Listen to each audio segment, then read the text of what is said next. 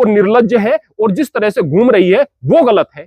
अगर उसको रहना ही था, निर्वस्त्र रहना था, जंगल में साधना करती, उसको समाज में आकर के इस तरह से रहने की कोई आवश्यकता नहीं थी। नमस्कार, स्वागत है आप सभी का हिंदुस्तान 24 पर और मैं आप सबके साथ विपिन चौधरी। तेलंगाना की एक महिला नागा साधु इस समय खूब चर्चाओं में है और चर्चाओं में इसलिए है क्योंकि वो निर्वस्त्र होकर घूम रही है। अब इसको लेकर कुछ लोग उसका समर्थन भी कर रहे हैं जबकि कुछ लोग उसका विरोध भी कर रहे हैं। मेरा सवाल ये है कि जब नागा साधु, अघोरी साधु और जैन मुनि साधु नंगे होकर घूम सकते हैं और वो साधक कहलाए जाते हैं, तो फिर जब एक महिला निर्वस्त्र होकर घूमती है, नंगी घूमती है, तो फिर वो निर्लज्ज कैसे है?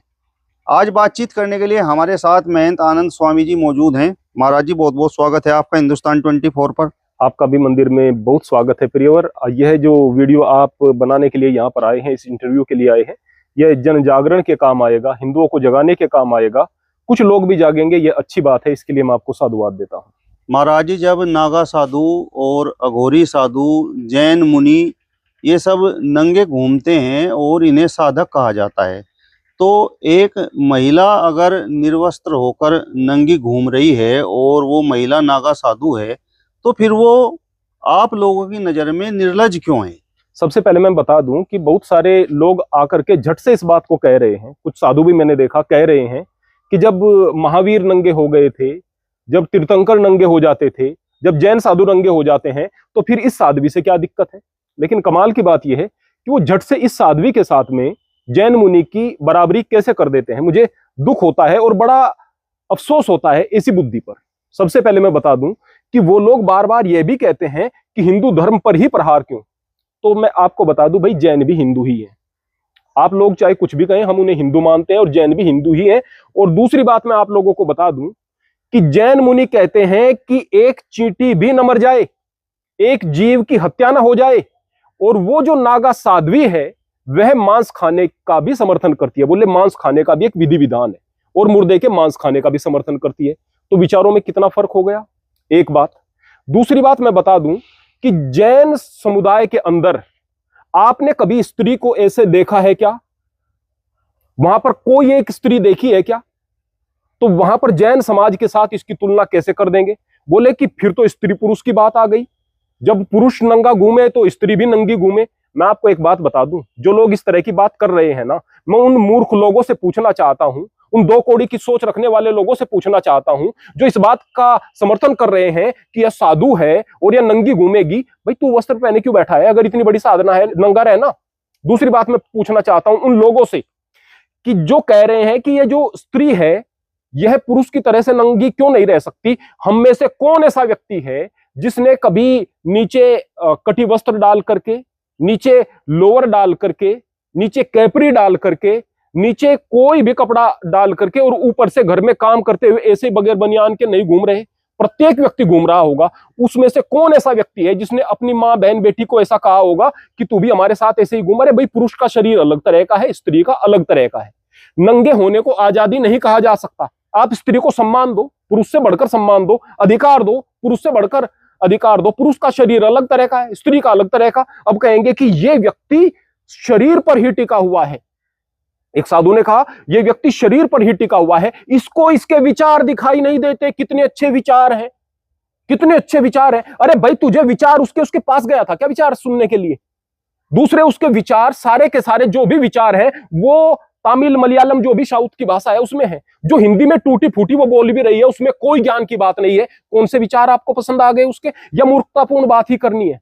दूसरी बात मैं आपसे पूछना चाहता हूं, अभी मैंने बात बताई यह है जैन समुदाय के अंदर स्त्री नंगी नहीं रहती है। अब रह गई बात यह है कि जब पुरुष नंगे रहते हैं तो स्त्री क्यों नहीं, इस बात पर आ जाइएगा। जैन मुनि जितने भी होते हैं वो सारे के सारे नंगेपन को नहीं दिखाते हैं भाई। कितने सारे जैन मुनियों की वीडियो वहां पर दिखेंगी जो स्त्री से भी ज्यादा है। आप देखिएगा तरुण सागर जी महाराज, इतने अच्छे कड़वे प्रवचन, आपके जीवन में काम आने वाले कड़वे प्रवचन के नाम से उनके बहुत बड़े व्याख्यान पड़े हुए हैं। आप जीवन में काम आने वाली इतनी सारी चीजों को तरुण सागर जी महाराज के मुंह से सुनेंगे कि बस पूछो मत। श्री विद्यासागर महाराज जी, मन झुक जाता है उनकी याद में भी अभी कुछ समय पहले उन्होंने अपना शरीर पूरा किया है। आप उनके ज्ञान की सीमा देखिएगा। क्या वो नंगेपन को दिखाते थे? नग्न है, दिगंबर है, दिशाओं को अपना कपड़ा मान लिया है, लेकिन बैठे हुए नंगे नहीं दिख रहे हैं। दिखाना नंगेपन को नहीं है, नंगापन उनकी साधना का हिस्सा है। उनका नंगापन दिखाने के लिए वे चौड़ी होकर के चल रही है। वे खुद सेल्फी स्टिक, लोग कह रहे हैं कि उसका रील बनाने वाला की गलती है। अरे उसकी रील में वो खुद सेल्फी स्टिक लेकर के दिखाई देगी अपनी वीडियो बनाते हुए। और कमाल की बात, आप ही की वीडियो है। आपने एक प्रश्न किया है एक साधु से कि लिपस्टिक लगाएं, तो गोलमोल जवाब दे रहा है। किस लिए गोलमोल जवाब दिया जा रहा है भाई? पता है कि यह जवाब गलत है, पता है। गलत बात को लपेट करके बताया जाता है, अरे सीधा कहो गलत है, बिल्कुल गलत है। मैं आपको बताता हूं कि जैन मुनि जो होते हैं सबसे पहले पूरे सात्विक होते हैं। वो मांसाहारी है, वो बहुत साफ सुथरा रहने वाले हैं, वो गंदी है, वो बहुत मर्यादा में रहने वाले हैं, वो निर्लज्ज है, और जिस तरह से घूम रही है वो गलत है। अगर उसको रहना ही था, निर्वस्त्र रहना था, जंगल में साधना करती, उसको समाज में आकर के इस तरह से रहने की कोई आवश्यकता नहीं थी। तीसरी बात मैं जैन मुनि के बारे में बताना चाहूंगा, उनको शास्त्रों का ज्ञान है, उनको मर्यादा का ज्ञान है, उनको जीवन जीने की कला लोगों को सिखाना आता है, उनकी वाणी में प्रभाव है, वो ओजस्वी है, वो तपस्वी है, वो भोगी है, उसको ज्ञान की कोई बात नहीं पता, वो मूर्खतापूर्ण बात करती है। कैसे तुलना कर रहे हैं? या ऐसे ही आप खामखा तुलना कर देंगे और बस कह देंगे कि जैन मुनि? केवल आपको वस्त्र त्यागना ही दिखाई दे रहा है, आपको ज्ञान की कोई बात का नहीं पता है, आपको साधना का पता नहीं है। हमें दिक्कत वस्त्र त्यागने से नहीं है, हमें दिक्कत इस चीज से है कि वो सनातन को रिप्रेजेंट कर रहे हैं। जब कोई व्यक्ति सनातन की बुराई करना चाहेगा ना, हिंदुओं की बुराई करना चाहेगा ना, उसको शब्द की आवश्यकता नहीं, एक वीडियो उसकी सामने धरेगा, 10 सेकंड की वीडियो सामने धरेगा, और सामने वाला सब कुछ समझ जाएगा ये हिंदुओं के गुरु हैं, और उसको कहने की जरूरत नहीं। हमें इस चीज से दिक्कत है। दूसरी बात मैं पुनः कहूंगा कि उस घटिया आदमी को अपनी सोच को, अपनी जबान को लगाम दे करके रखना चाहिए, जो जैन समुदाय के, हमारे जैन संप्रदाय के महान साधुओं के साथ में उस औरत की तुलना करता है जो मांसाहार की जो है समर्थन करती है, और जो इस प्रकार के व्यभिचार इत्यादि को आगे बढ़ाने का काम करती है। आप कहेंगे व्यभिचारिणी कैसे कह दिया? अरे उसको देख करके चीजें बढ़ेंगी, उसको देख करके धर्म पर धब्बा लगेगा भाई, उससे 1000 प्रकार की चीजें पड़ेंगी। त्यागी व्यक्ति अलग दिखाई देता है और बेहतर व्यक्ति अलग दिखाई देता है। मैं पुनः यही बात कहूंगा, सात्विक व्यक्ति अलग दिखाई देगा। मैं पुनः इस बात को कहूंगा। महाराज जी, रामचरितमानस की एक बड़ी सुंदर चौपाई है, जाकी रही भावना जैसी, प्रभु मूरत देखी तिन तैसी। तो महात्मा जी जिनका हमने इंटरव्यू किया था, उनका तो कहना यह है कि जो उस साध्वी को नंगा बता रहे हैं उनकी सोच ही नंगी है। जबरदस्ती के उदाहरण देना बंद करो। इस तरह की बातें आप लोग अपने स्वार्थ के लिए कर रहे हो, और स्वार्थ केवल यह है कि आप लोगों को अपने शिष्य जो हैं वो मूर्ख चाहिए, और मूर्ख शिष्य इसी तरह की चीजों से चिपकेंगे, क्योंकि समझदारी वाली कोई बात कहनी नहीं। इन्हीं पाखंडों से धर्म चलता है। यही कारण है कि मनुस्मृति के 5वें अध्याय में पूरा मांस खाने के विषय में लिखा हुआ है। मांस खाए बगैर तो जैसे आप हिंदू हो ही नहीं सकते, इतने सारे जानवरों का मांस खाना बता दिया गया है। क्यों जोड़ दिया गया मनुस्मृति में इन चीजों को, जबकि मनुस्मृति में ही मांस खाने का विरोध भी किया गया है? तो क्यों जोड़ दिया गया? अपने स्वार्थ के लिए जोड़ दिया, इसलिए कि भाड़ में जाए जनता, अपना काम बनता, अपना काम बने, देश भाड़ में जाए, धर्म भाड़ में जाए, कोई मतलब नहीं। तो इस तरह के मूर्खों को जोड़ने के लिए इस तरह के मूर्खतापूर्ण अगर हम बयानात देंगे तो ये बिल्कुल गलत होगा। हम तो खुलकर कहेंगे भाई, साधु के विरोध में भी कहेंगे, और जो इस तरह के गलत काम करेगा उसको उसके विरोध में कहेंगे। मूल बात यह है कि अपने घर पर बैठे हुए हैं, परमात्मा का नाम ले रहे हैं, अपनी मेहनत की कमाई खा रहे हैं, किसी से कुछ मांगते नहीं है। सच बोलना है और हर हाल में सच बोलेंगे। अगर हमारे धर्म पर आंच आएगी, सनातन पर आंच आएगी, तो हम निश्चित रूप से उसका विरोध करेंगे। महाराज जी, सवाल उठाने वाले लोग ये भी कह रहे हैं कि महाराज जी को उस साध्वी का नंगापन तो दिखाई दे गया, लेकिन उसकी साधना दिखाई नहीं दी। मैं आपको एक चीज बताता हूं। मुझे अभी कुछ समय पहले एक व्यक्ति दिखाई दिया।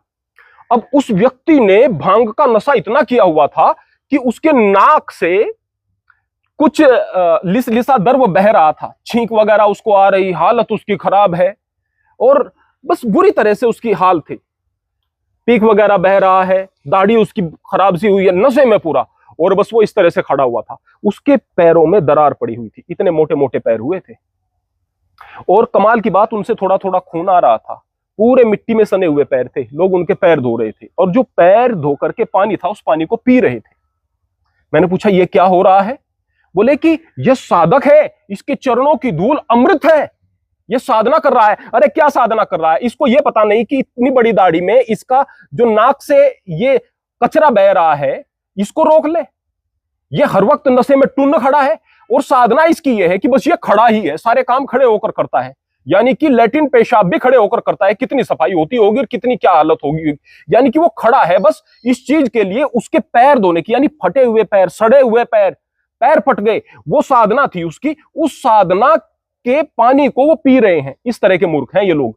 यानी साधना क्या दिखाई, नंगा होना साधना हो गया क्या, वो खड़े होना साधना कहलाएगा क्या। अभी आपको मैं बताऊंगा, नागा साधु बड़े साधु भी हैं, मैं कहूंगा बड़े साधु भी हैं, और इस देश के अंदर ज्यादातर, मैं कहूंगा 98% नागा साधु बहुत बेहतर हैं। लेकिन ये जो 2% है ना, ये 2% पता है कैसे कैसे भी हैं। अभी आपने कुंभ में देखा, बोले कि ये नागा साधु है, इसने 40 साल हो गए अपने हाथ को ऐसे किया हुआ है, हाथ सूख गया, उंगलियां सूख गई, बोले ये इसकी साधना है।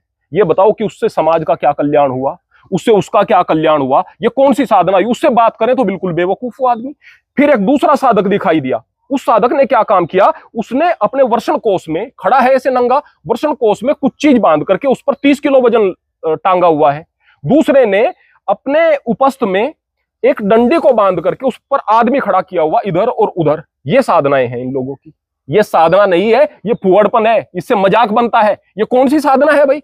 भगवान शिव ने कब कहा कि आप अपने उपस्थ पर गुप्त अंगों को इस तरह से आप इन चीजों को लटकाओ। ये साधना नहीं हुआ करती है। ये मूर्ख लोग जो इन चीजों के प्रभाव में आते हैं, ये मूर्खता का परिचय दे रहे हैं। ये सनातन की बदनामी है और कुछ नहीं है। और अगर इस तरह से करते रहोगे ना, ये धर्म दुनिया से मिट जाएगा। दुनिया में सबसे पहले सनातन धर्म था, पूरे दुनिया में सनातन धर्म था, मिटते चले गए, सिकुड़ते चले गए। कहां चले जाओगे आप, कहां चले जाओगे। बोले कि दुनिया ने हमें मिटा दिया, हम तो बहादुर थे। कैसे मिटा दिया, यदि आप कायर थे तो आपको हराया, अगर आप मूर्ख थे तो आप मिट गए। अगर इस तरह की मूर्खताएं आप करते रहोगे, और कमाल की बात यह, इस तरह के तर्क देते रहोगे, तो निश्चित रूप से मूर्खता की तरफ बढ़ोगे। मैं फिर से कहूंगा, शास्त्रों का कहीं ज्ञान नहीं बताया जाता है, किसी सभा में कोई ज्ञान नहीं बताया जाता है। जहां पर भी व्यासपीठ पर बैठ करके बात होंगी, इधर उधर की खामखा की कहानियां सुनाई जाएंगी, अनर्गल चीजें सुनाई जाएंगी, जिससे औरतें भी गलत चीजों में फंसेंगी, आदमी भी गलत चीजों में फंसेंगे, अंधविश्वास में फंसेंगे। अंधविश्वास का धर्म बन गया है और कुछ नहीं। तभी इस तरह के लोगों का समर्थन हो सकता है, और तभी इस तरह के लोग आप लोगों को बेवकूफ बना सकते हैं, और कुछ नहीं। महाराज जी, क्या आपको लगता है कि आजादी के बाद स्त्री आजाद हुई है? क्योंकि आजादी की लड़ाई में पुरुष और स्त्री दोनों का बराबर का योगदान रहा। तो आप नागा साधु का समर्थन कर रहे हैं, अघोरी साधु का समर्थन कर रहे हैं, जैन मुनि का समर्थन आप कर रहे हैं, लेकिन उस महिला नागा साधु का विरोध कर रहे हैं। मैं एक बात कहना चाहता हूं कि कपड़े उतारने के लिए आजादी की लड़ाई लड़ी थी क्या महारानी लक्ष्मीबाई ने, या फिर नेताजी सुभाष चंद्र बोस की जो सेना थी, उसमें जो हमारी बहनें थी, हमारी वीरांगनाएं थी, उनका उद्देश्य यही था क्या कि जब देश आजाद हो जाएगा बस हम नंगा घूमना शुरू कर देंगे। इस नंगेपन के लिए लड़ाइयां लड़ी गई थी क्या। आजादी का मतलब नंगा घूमना है क्या। और मेरा कहने का मतलब पुनः मैं ये कहूंगा कि मैं नागा साधु का विरोध कर रहा हूं। किस नागा साधु का, जो पाखंड कर रहे हैं। मैंने कहा कि जो उपस्थ पर इस तरह से बांध करके वजन लटका रहे हैं, जो इस तरह से मूर्खतापूर्ण कार्यों को साधना बता रहे हैं, मैं उनका विरोध कर रहा हूं। जो समाज में घूम रहे हैं उनका विरोध कर रहा हूं। लेकिन जो समाज में नहीं रहते, कहीं पहाड़ों पर चले जाते हैं, अपनी साधना करते हैं, कुंभ में आते हैं, फिर अपने स्थान पर चले जाते हैं, मैं उनका विरोध किस प्रकार कर दूं। मैं जैन मुनि का विरोध किस प्रकार कर दूं, जो अपने नंगेपन का प्रदर्शन नहीं करते बल्कि ज्ञान की वर्षा करते हैं और लोगों को प्रेम का संदेश देते हैं, दया का संदेश देते हैं। विरोध तो गलत कृत्यों का होगा ना। तो अक्ल की बात करोगे तो बात समझ में आएगी। और मूर्खतापूर्ण बातें अगर आप नाटकीयता के साथ कहेंगे, नंगापन दिखाई देता है, उनकी आंखों को नंगापन दिखाई देता है उनके अंदर, अरे ये मूर्खतापूर्ण बातें हैं। स्वाभाविक तरीके से बोल भी नहीं रहे हो आप लोग। नाटकीयता से नहीं बोलना है, दिल की बात दिल से निकलती है। नंगापन है तो नंगापन दिखाई देगा। नागा साधु का नंगापन दिखाई नहीं देगा, उस नागा साधु का जिसके अंदर पवित्रता है और जो परमात्मा में लीन है। उस अवधूत का नंगापन दिखाई नहीं देगा, जो परमात्मा की भक्ति में वस्त्र वगैरह की जिसको कोई परवाह नहीं हो रही और वो समाज से कोई मतलब नहीं रखता, उसका नहीं दिखाई देगा। लेकिन जो सेल्फी स्टिक लेकर के, लिपस्टिक लगा करके, 1000 प्रकार के पाखंड करके समाज के बीच में घूमेगा और निर्लज्ज होकर के घूमेगा, मैं कहूंगा वो साधक नहीं है, वह नंगा है। मैं कहूंगा लोगों की सोच खराब होगी। पुनः इस बात को कहूंगा, ये चीजें गलत हैं और गलत का विरोध हम करते रहेंगे। महाराज जी, संत चाहे वह स्त्री हो या पुरुष हो, वह तो भगवान का रूप होता है और शरीर ही तो उसका वस्त्र होता है।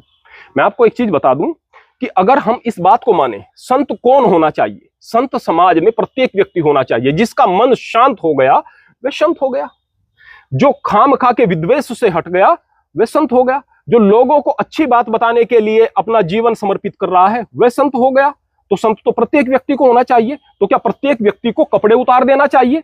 मैं एक बात जरूर कहना चाहूंगा कि प्रत्येक व्यक्ति, हर एक व्यक्ति मर्यादा में रहे, सही प्रकार से अपना जीवन सही प्रकार से जिए।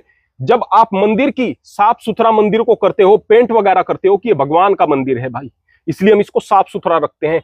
ये तो ईंट पत्थर का मंदिर है, चलो भगवान के लिए बनाया है, लेकिन भगवान का असली मंदिर यह शरीर है। इस शरीर का भी साफ सुथरा रखना, इसका ख्याल रखना और इसको सही प्रकार से वस्त्रों से मर्यादा में ढक कर रखना, यह हमारा कर्तव्य है, क्योंकि ये भगवान का मंदिर है। असली मंदिर को पहचानो। असली मंदिर को पहचानोगे और उस परम पिता परमात्मा से जुड़ोगे, जो पूरी दुनिया का एक मालिक है, तो आप हर प्रकार के पाखंड से बच जाओगे, वरना मूर्खतापूर्ण चीजों में आप इसी तरह से फंसे रहोगे।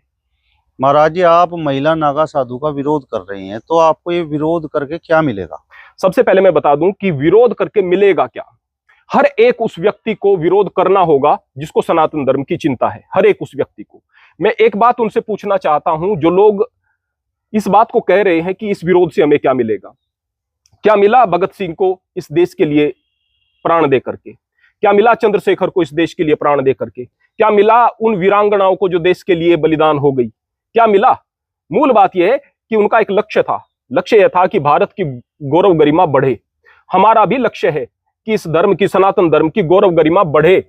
आप लोग जो एक बार ठंडे मन से बैठ करके मैं सबसे पूछना चाहता हूं, यदि इस साध्वी का फोटो या वीडियो बाहर कोई जो आपके धर्म का व्यक्ति नहीं है किसी से दिखाएगा, इससे आपका गौरव बढ़ेगा या घटेगा? आप क्या क्या एक्सप्लेन कर दोगे उसके सामने? जाहिर सी बात है गौरव घटेगा। और केवल इस नागा साध्वी का विरोध नहीं, विरोध हम उनका भी कर रहे हैं। आप गुरु रुद्र तारा करके आप एक चैनल को सर्च करो, वहां पर एक गंदा सा व्यक्ति लड़कों के साथ व्यभिचार करने वाला, अजीब अजीब तरह की हरकतें करने वाला, लड़कियों जैसे कपड़े पहनने वाला और बिल्कुल पूरे तरीके से कैसा है मैं नहीं एक्सप्लेन करूंगा, उसके शॉर्ट वीडियो के सेक्शन में नीचे जाकर के देख लीजिएगा क्या कर रहा है।